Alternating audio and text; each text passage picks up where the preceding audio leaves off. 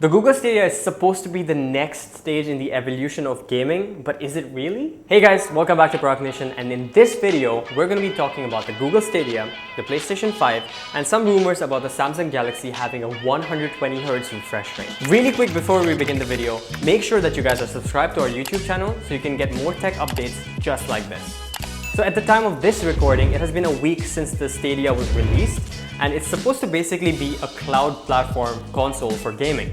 However, there were a lot of shortcomings. So first of all, the number of games that are offered are quite low. It's about 20 something games, 22 games, which is pretty less. It's been a little bit of a disappointment to a lot of people. There's been issues with latency and input delay, which is a massive problem for games like Call of Duty or anything that includes first person, or your timing has to be on point if you're solving a puzzle game.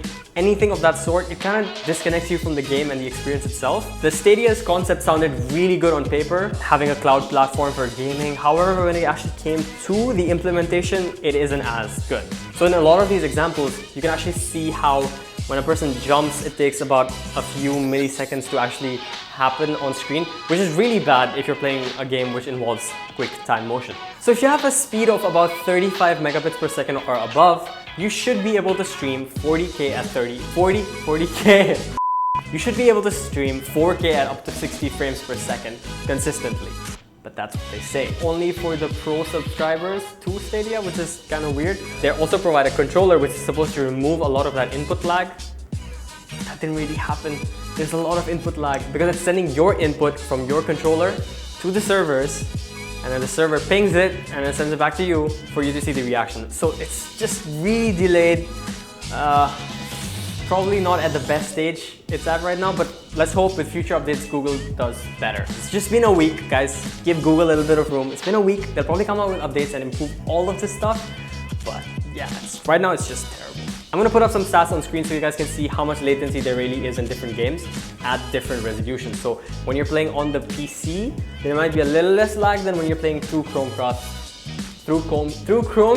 on your TV and using the controller. So I'm just gonna put all the stuff on screen. You guys can check that out. Do let us know what's your opinion on the Stadia as well, by the way. Because if you have a Stadia, if you have some comments on that, please drop them in the comments below. We really want to know more about the Stadia because from what we've heard so far, it's kind of failing. It's just, yeah, it's not good.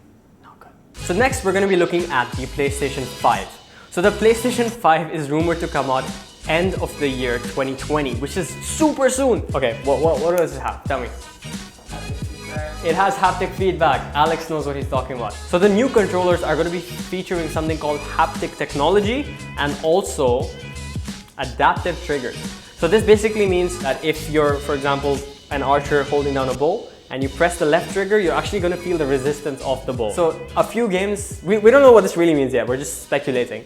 So a few games where there's a resistance to your input to the controller in the game, it kind of like transpires here as well. So it's a more of an immersive experience because when you press something down, you actually feel the resistance on the other side. So which is very cool.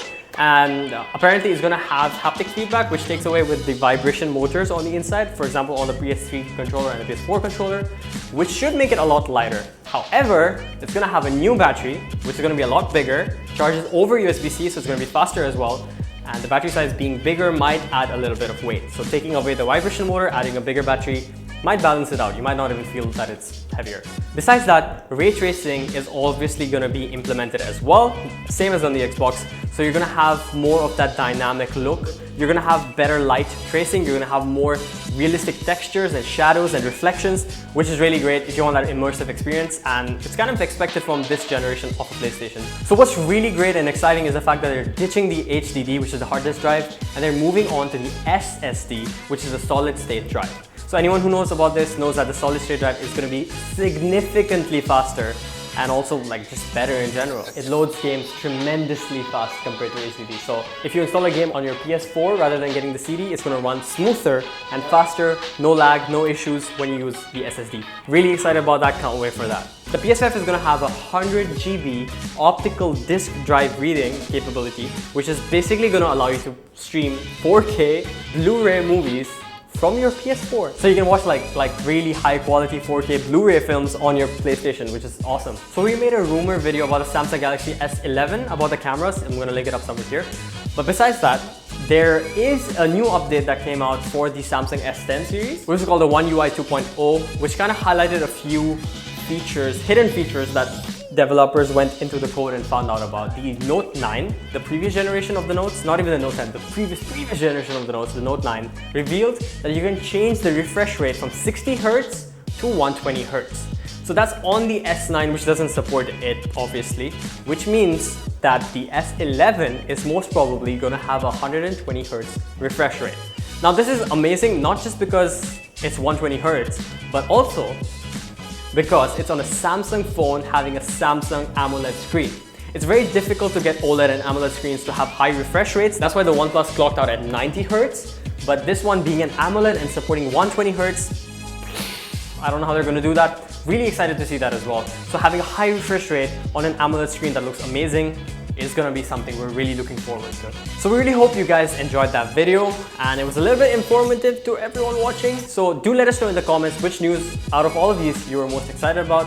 Was it the Stadia? Was it PlayStation 5? Or was it the 120 Hz on the Samsung? So thank you guys for watching, and we'll see you again in the next video. I want to go play the Stadia. I actually want to try it. We should order one, right?